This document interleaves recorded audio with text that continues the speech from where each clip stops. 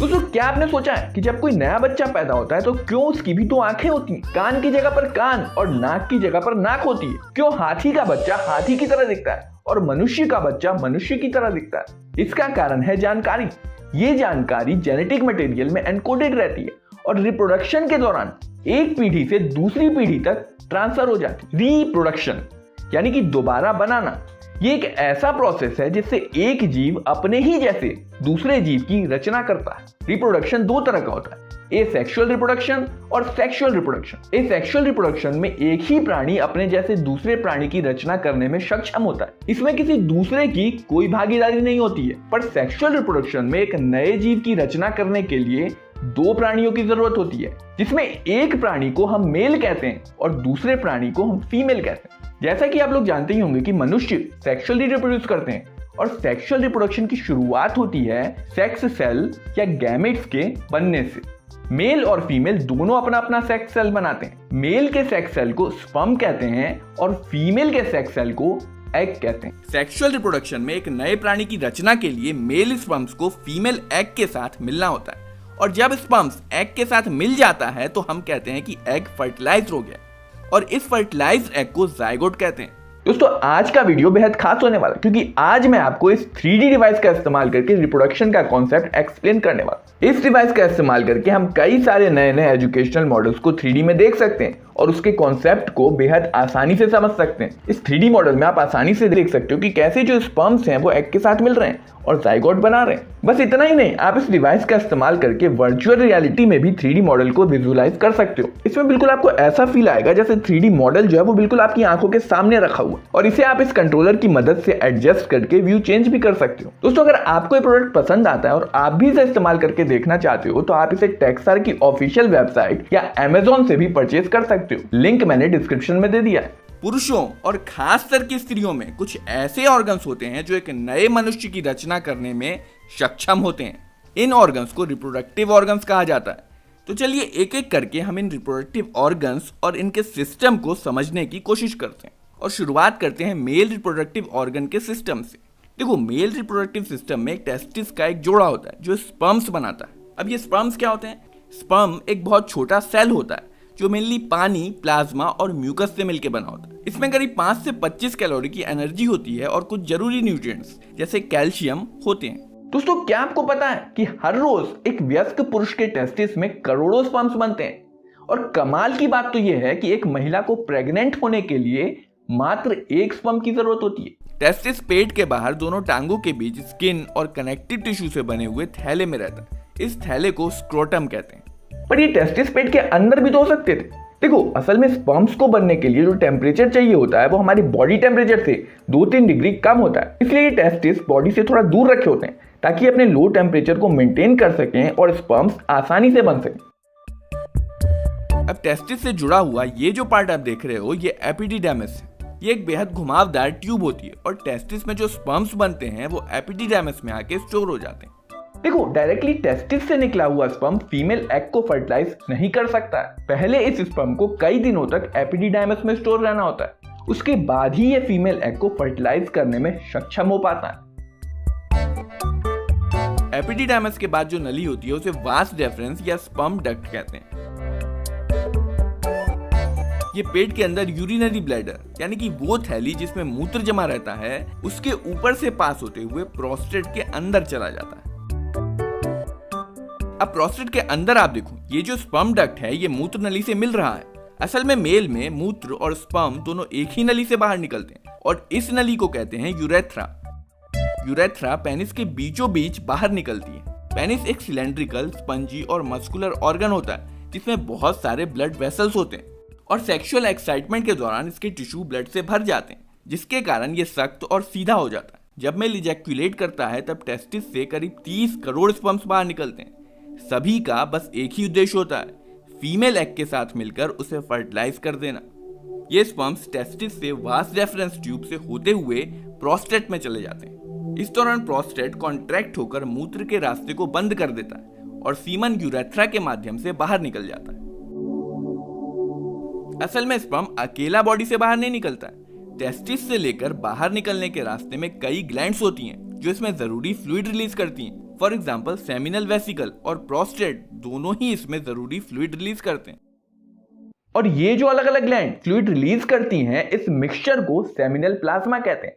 और इस seminal plasma के अंदर स्पर्म्स रहते हैं। अभी जो सेमिनल प्लाज्मा है ये स्पर्म को मूव करने में मदद करता है और साथ ही साथ इसे न्यूट्रिएंट्स और एनर्जी भी प्रोवाइड करता है। इनफैक्ट इस फ्लूइड में शुगर भी होता है जो स्पर्म के लिए एनर्जी का सोर्स होता है, क्योंकि देखो स्पर्म को अल्टीमेटली एग तक पहुंचना है और एग तक पहुंचने के लिए इसे काफी लंबा और कठिन रास्ता तय करना होता है और इसलिए इसे एनर्जी की भी जरूरत होती है। तो देखो सबसे पहले तो टेस्टिस से स्पर्म बाहर निकले, फिर अलग अलग ग्लैंड्स ने इसमें सेमिनल प्लाज्मा मिलाया और फाइनली जो चीज मेल के बॉडी से बाहर निकलती है वो सेमिनल प्लाज्मा और स्पर्म का गाढ़ा मिक्सचर होता है और इस मिक्सचर को सेमिनल फ्लूइड या सीमन कहते हैं। सेमिनल फ्लूइड एक गाढ़ा और अल्कलाइन फ्लूइड होता है जो स्पर्म जब फीमेल के वेजाइना में एंटर करता है तो वहां के एसिडिक वातावरण से इसको सुरक्षित रखता है। तो चलिए अब हम बात करते हैं फीमेल रिप्रोडक्टिव ऑर्गन्स की। यहाँ पर एक फीमेल बॉडी के पार्ट्स दिखाए गए। ये 3D व्यू बहुत इंपॉर्टेंट है क्योंकि इससे आपको अंदाजा हो जाएगा कि एक फीमेल की बॉडी में मेन रिप्रोडक्टिव ऑर्गन्स कहाँ पर होते हैं और उनका आकार क्या होता है। अगर हम इस मॉडल को पीछे से देखें तो ये जो ओपनिंग है ये एनस है। ये वो पार्ट है जहां से फीसस यानी कि मल बाहर निकलता है। और इसे अगर हम आगे से देखें तो ये जो ओपनिंग है ये है यूरेथ्रल ओपनिंग यानी कि मूत्र द्वार। यहाँ से मूत्र बाहर निकलता है और ये यूरेथ्रल ओपनिंग यूरेथ्रल ट्यूब के माध्यम से ब्लैडर से जुड़ी होती है। ब्लैडर ही वो जगह है जहां पर किडनी से निकला हुआ मूत्र जमा रहता है। और तीसरी ओपनिंग जो है वो है वल्वा या वेजाइनल ओपनिंग। ये फीमेल के रिप्रोडक्टिव सिस्टम का पार्ट है।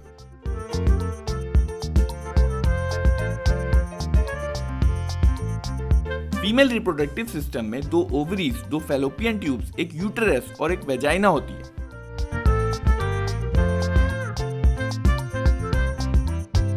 मेल रिप्रोडक्टिव सिस्टम से अलग फीमेल रिप्रोडक्टिव सिस्टम फीमेल की बॉडी के अंदर पेट के निचले हिस्से में मौजूद होता है। जैसे एक मेल रिप्रोडक्टिव सिस्टम में टेस्टिस के अंदर स्पर्म्स बनते हैं, वैसे ही एक फीमेल रिप्रोडक्टिव सिस्टम में ओवरीज के अंदर ओवम या एग बनते हैं। ओवरी के अंदर ये एग छोटे छोटे थैलियों जैसी जगह, जिन्हें फॉलिकल्स कहते हैं, में स्टोर रहते हैं और हर महीने एक या एक से ज्यादा फॉलिकल हार्मोन्स के प्रभाव में बढ़ने या मैच्योर होने लगते हैं। आमतौर पे कोई एक फॉलिकल बाकी फॉलिकल्स के मुकाबले ज्यादा और जल्दी बड़ा हो जाता है। ये फॉलिकल करीब 2 सेंटीमीटर तक बड़ा हो जाता है, यानी कि आप समझो कि ये करीब एक अंगूर के दाने के बराबर का हो जाता है। और जब ये फॉलिकल पूरी तरह से तैयार हो जाता है तो ये फट जाता है और इसमें से एग बाहर निकल आता है, जिसे हम ओव्यूलेशन कहते हैं। इसके अलावा ovaries female sex hormone oestrogen और प्रोजेस्टेरोन भी रिलीज करती है। इसके बाद ये जो आप देख रहे हो ये फैलोपियन ट्यूब्स है। ये करीब 10 से 12 सेंटीमीटर लंबी होती हैं और इसका एक एंड जो है वो ओवरी के पास होता है और जो दूसरा एंड है वो यूटेरस में खुलता है। फैलोपियन ट्यूब्स ही हैं जो ओवरीज को यूटेरस से कनेक्ट करती हैं। अब यहाँ पे आप देखो फैलोपियन ट्यूब का जो ओवरी के पास वाला हिस्सा है वो थोड़ा फैला हुआ है और इसमें कुछ उंगलियों जैसे प्रोजेक्शंस हैं। जब ओवरी एग रिलीज करती है तो ये प्रोजेक्शन एग को फैलोपियन ट्यूब के अंदर पहुंचाने में मदद करते हैं। फैलोपियन ट्यूब का जो मेन काम है वो है ओवरी से एग को रिसीव करना और उसे यूटेरस तक पहुंचाना। यूटेरस, जिसे वूम या हिंदी में गर्भाशय या कोख भी कहते हैं, यही वो जगह है जहां पे एक शिशु प्रेगनेंसी के दौरान विकसित होता है। यूटेरस के निचले भाग को सर्विक्स कहते हैं और सर्विक्स जो है वो एक पतले रास्ते जैसा होता है जो यूटेरस को वेजाइना से जोड़ता है। वेजाइना फीमेल के शरीर के बाहर वेजाइनल ओपनिंग के माध्यम से खुलती है। सेक्सुअल इंटरकोर्स के दौरान मेल फीमेल के वेजाइना में पेनिस इंसर्ट करता है और सर्विक्स के पास सीमन रिलीज करता है। इस सीमन में करीब 30 करोड़ स्पर्म्स होते हैं।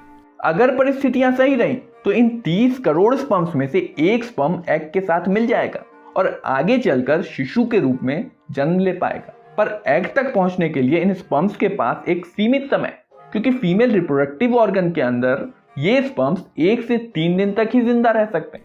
अब देखो सीमन जो बना है वो सेमिनल प्लाज्मा और स्पर्म्स से मिलकर बना है, तो सेमिनल प्लाज्मा जो है वो वेजाइना में ही रह जाता है और स्पर्म्स के पीछे ये जो स्पर्म्स की टेल है इसे हिला हिलाकर ये स्पर्म्स तैरते हुए सर्विक्स के रास्ते से आगे बढ़ते हैं।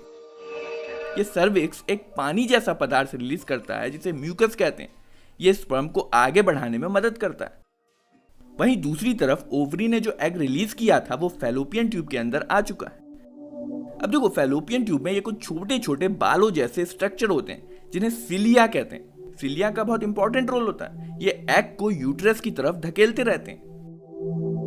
इसके अलावा फैलोपियन ट्यूब में म्यूकस भी रिलीज होता है और साथ ही साथ इसकी मसल्स भी कॉन्ट्रैक्ट होती रहती हैं जो एग को यूट्रस की तरफ धकेलने में सहायता करती हैं। ये जो एग है इसकी जो सबसे बाहरी परत है उसे कोरोना रेडियाटा कहते हैं और इसके अंदर एक और सुरक्षा परत होती है जिसे जोना पॉल्यूसिटा कहते हैं। अगर स्पर्म को एग के न्यूक्लियस तक पहुंचना है तो इसे इन दोनों परत को भेदना होता है।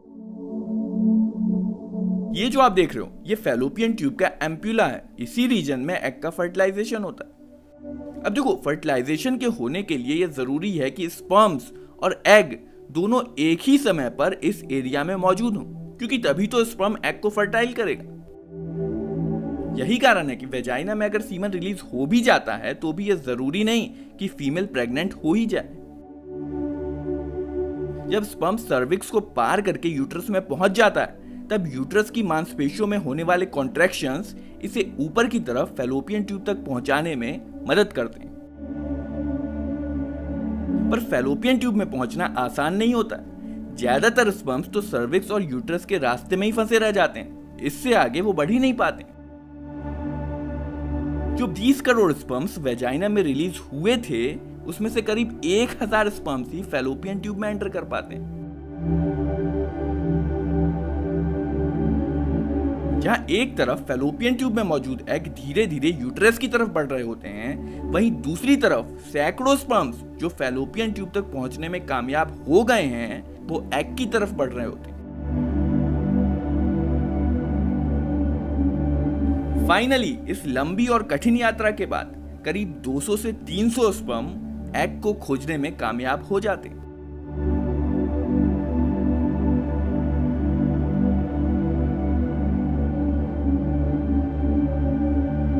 इन स्पर्म्स में से कई स्पर्म एग की बाहरी परत कोरोना रेडियाटा को छेद कर एग की दूसरी परत जोना पॉल्यूसिटा तक तो पहुंच जाते हैं, पर इसके बाद जोना पॉल्यूसिटा को छेद कर कोई एक ही स्पर्म एग को फर्टाइल कर पाता है।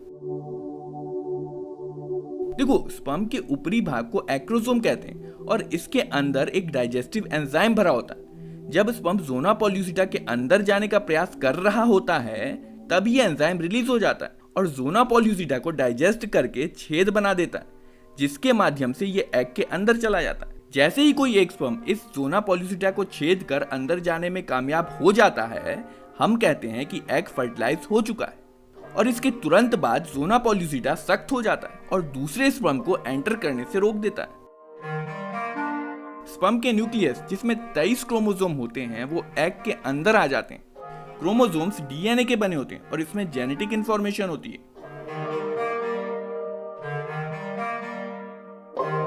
इसके बाद एग और स्पर्म के न्यूक्लियस आपस में मिल जाते हैं और एग के 23 क्रोमोसोम्स और स्पर्म के 23 क्रोमोसोम्स कंबाइन होकर 46 क्रोमोसोम्स का एक नया सेट बना लेते हैं। ये एक नए मानव की जानकारी है जो तुरंत ही लिंग, आंखों का रंग, बालों का रंग और कई दूसरी चीजें निर्धारित कर देता है। इस फर्टिलाइज्ड एग को जाइगोट कहते हैं और फर्टिलाइजेशन के बाद ये डिवाइड होना शुरू हो जाता है। जाइगोट फैलोपियन ट्यूब से यूट्रस की तरफ बढ़ता रहता है और साथ ही साथ इसके सेल्स 1 से 2, 2 से 4, 4 से 8 इस तरह से डिवाइड होते रहते हैं।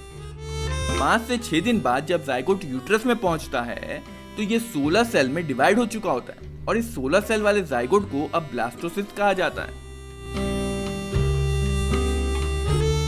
इसके बाद ब्लास्टोसिस्ट अपने बाहरी कवच जोना पॉल्यूसिटा से बाहर आ जाता है और यूट्रस की दीवार जिसे एंडोमेट्रियम कहते हैं उसमें धंस जाता है।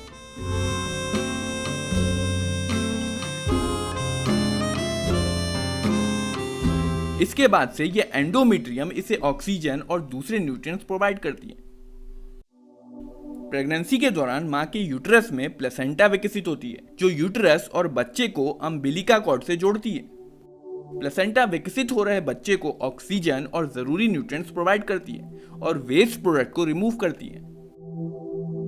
मनुष्यों में प्रेगनेंसी 9 महीने तक रहती है और इन 9 महीनों को 3-3 महीनों की अवधि में बांटा जाता है, जिसे ट्राइमेस्टर यानी कि तिमाही कहा जाता है। पहली तिमाही में, जो प्रेगनेंसी के पहले महीने से तीसरे महीने तक चलती है, इसमें एम्ब्रियो में हृदय धड़कने लगता है और सावधानी पूर्वक अगर सुना जाए तो इसे स्टेथोस्कोप से सुना जा सकता है।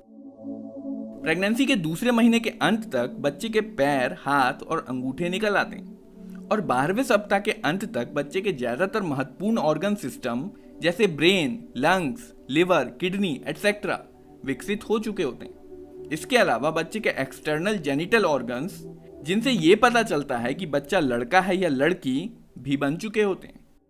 प्रेगनेंसी की दूसरी तिमाही में, जो चौथे महीने से छठे महीने तक चलती है, बच्चा बड़ा और मजबूत हो जाता है। बच्चे की पहली गतिविधियां और उसके शरीर पर बालों का निकलना सामान्यतः 5वें महीने में देखा जा सकता है। बच्चा अपनी आंख खोल और बंद कर सकता है, अपना अंगूठा चूस सकता है और आवाजों और स्पर्श के प्रति प्रतिक्रिया भी दे सकता है।